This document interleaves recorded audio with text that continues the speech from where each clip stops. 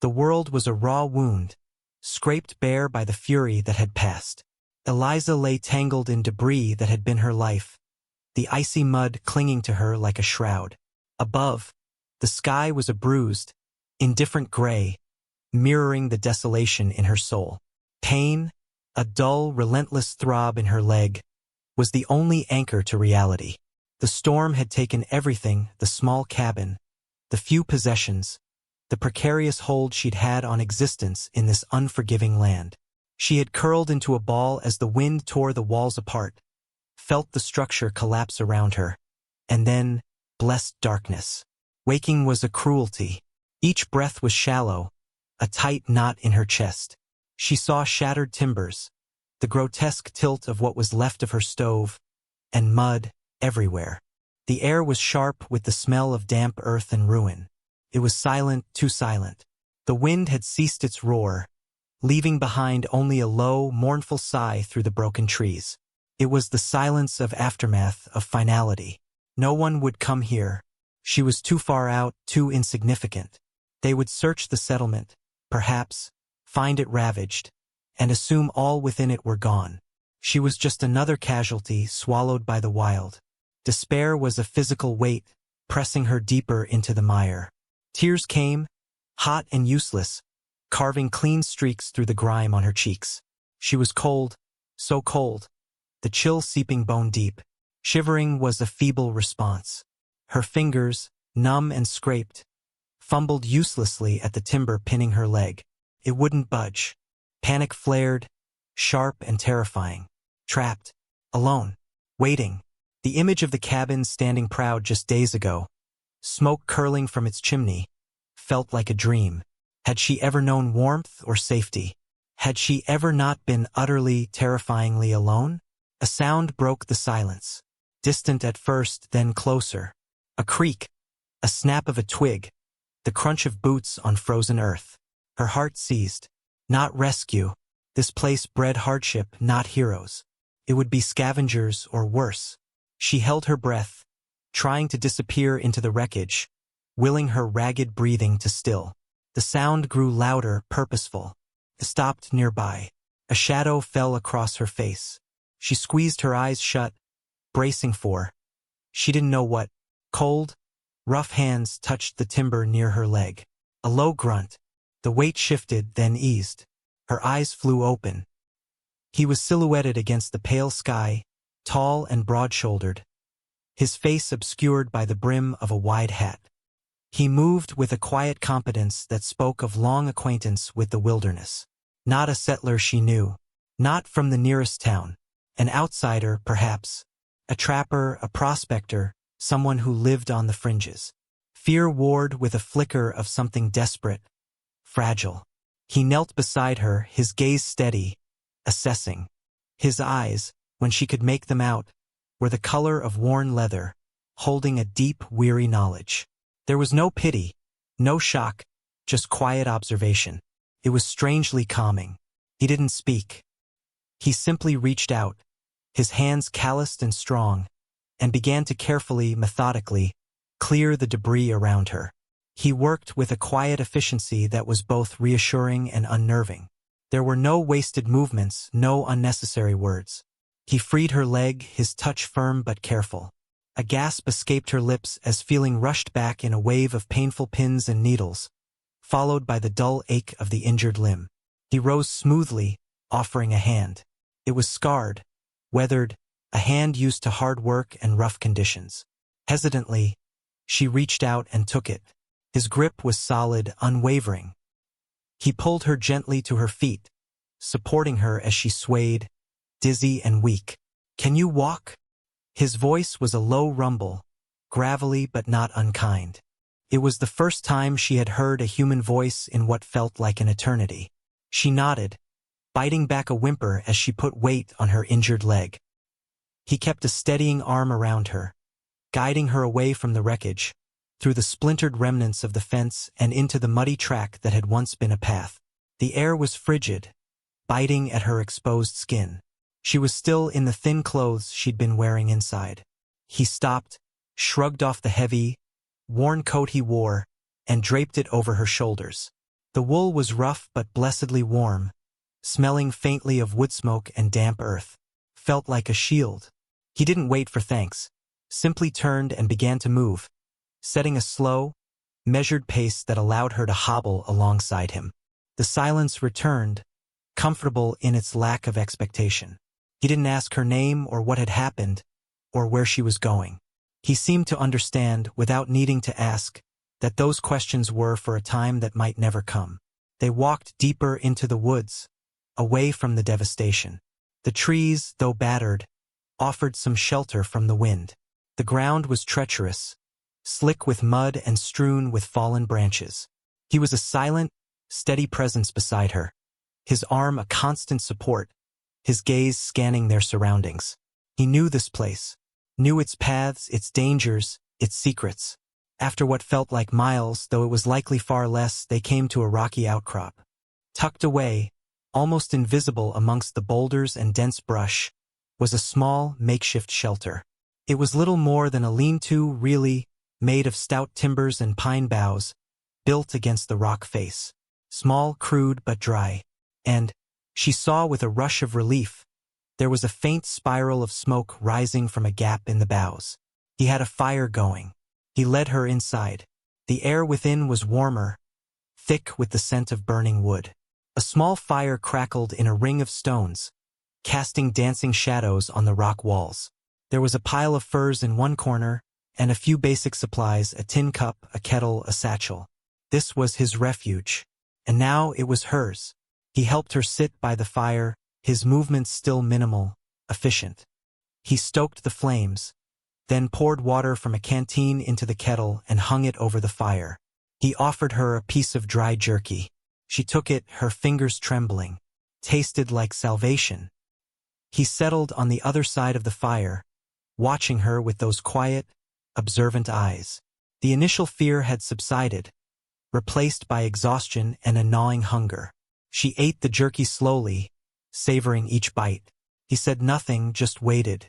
For the first time since she woke in the wreckage, she felt a fragile tendril of hope unfurl in her chest. She was not alone. Not anymore. Days bled into nights within the confines of the small shelter. Time became marked not by the sun, often hidden behind persistent gray clouds, but by the rhythm of their quiet existence.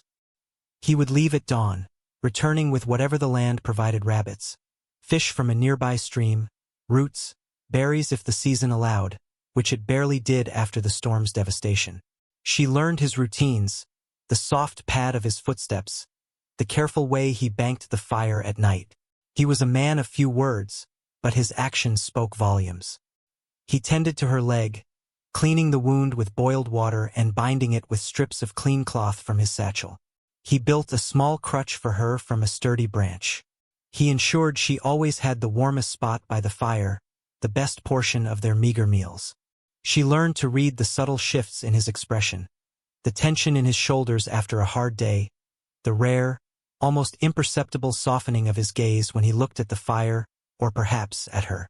She was still weak, the injury slow to heal, but the constant cold, the gnawing hunger, the sheer terror of her first days began to recede, replaced by a quiet determination to contribute. She started small, sorting dried herbs he collected, mending a tear in his coat with thread he somehow possessed, keeping the fire stoked while he was away. He watched her efforts, saying nothing, but she felt his approval in the way he left tasks for her, in the trust implied by his silence. Her internal world, however, remained turbulent. Memories of the storm, of the life she had lost, of the reasons she had been living alone in that remote cabin, surfaced unbidden in the long nights. Loneliness, a companion she had grown accustomed to, lingered, but it was different now. It was tempered by his presence, by the unspoken camaraderie of shared survival. She found herself studying him when he thought she wasn't watching, the strong lines of his face, etched by sun and wind, the quiet strength in his hands, the depth in his eyes that hinted at his own story, untold and perhaps untellable. She longed to ask him about himself, but the words remained lodged in her throat, blocked by years of guarded silence and the uncertainty of breaking the fragile peace between them. Who was this man who had simply appeared from the ruin and offered not judgment, but survival? He remained an enigma, his past as shrouded as her own. Yet, in the stark reality of their shared need, the past seemed less important than the present. They were two survivors, clinging to existence in a world determined to break them. The land outside the shelter was recovering slowly, scarred but resilient. So too, she realized, was she. The despair had not vanished entirely, but it no longer held her captive. A new feeling was taking root, a quiet strength, a fierce resolve to not just survive, but to live. She was not the helpless woman pulled from the wreckage.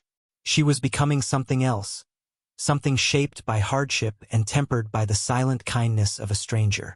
The change in the air was subtle at first, a sharp drop in temperature, a restless sigh through the pines. Then came the snow, not a gentle dusting, but thick, heavy flakes that fell relentlessly, quickly burying the world in a deep white shroud. It was a blizzard, fierce and unforgiving, threatening to trap them completely. The entrance to the shelter began to drift shut, the wind howling like a hungry wolf. Their supplies were dwindling, the deep snow making hunting impossible. A new kind of tension settled between them, born of necessity and shared danger. He moved with renewed purpose, reinforcing the lean-to, rationing their food with even greater care. She, no longer confined by her injury, helped where she could, melting snow for water, keeping the fire burning hot against the encroaching cold. On the third day of the blizzard, the wind shifted, tearing at the already strained structure of the shelter. A critical support beam cracked with a loud snap. Snow began to cascade in, threatening to extinguish the fire, their only source of warmth. Panic, cold and sharp, pierced through her carefully constructed composure. "We can't stay here," she said, her voice thin against the roar of the wind. He nodded grimly, already assessing the situation. Their eyes met across the flickering firelight. There was no need for lengthy discussion. They understood the stakes.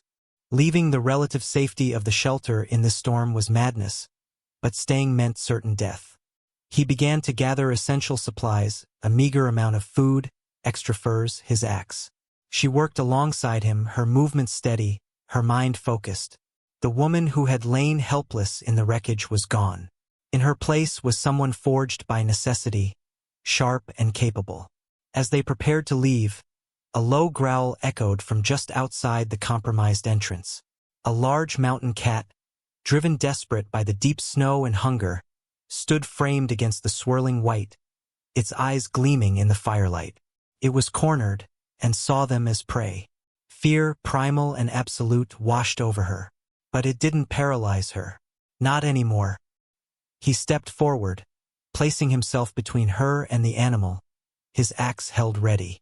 But before he could act, she reacted. Remembering something he had taught her about using the environment, she seized a flaming branch from the fire.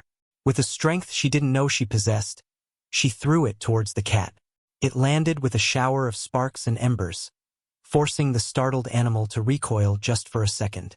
It was a small window, but it was enough. "Now!" she yelled, her voice raw. He didn't hesitate. Seizing the opportunity, he moved quickly, pushing aside the damaged boughs, shielding her as they plunged out into the maelstrom of snow and wind. The cold hit like a physical blow, but they moved with a shared urgency, relying on his knowledge of the terrain to navigate through the blinding blizzard, away from the immediate threat, towards a more secure cave he knew of further up the ridge. They moved as one, a partnership forged in fire and storm.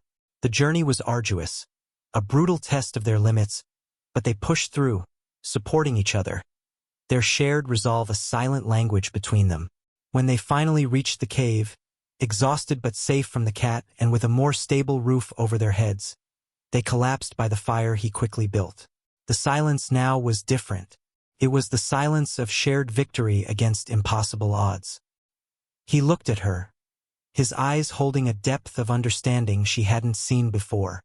A faint, tired smile touched his lips. "You," he said, his voice rough, "didn't give up." It was the most he had ever said to her at once. She met his gaze, feeling the truth of his words resonate deep within her. She hadn't given up. She had been broken, left for dead, but she had found the will to rise. And he, the quiet stranger, had shown her that she wasn't alone in the fight. The storm had taken her past, stripping away everything familiar. But in the wreckage, amongst the ruins, she had found something unexpected. Not just survival, but a strength she never knew she possessed, and a bond with another soul forged in the crucible of shared hardship. The future was uncertain. This land remained unforgiving, but facing it together, illuminated by the quiet hope of a fire in the darkness, felt like facing it with dignity, and perhaps with the promise of a dawn yet to come.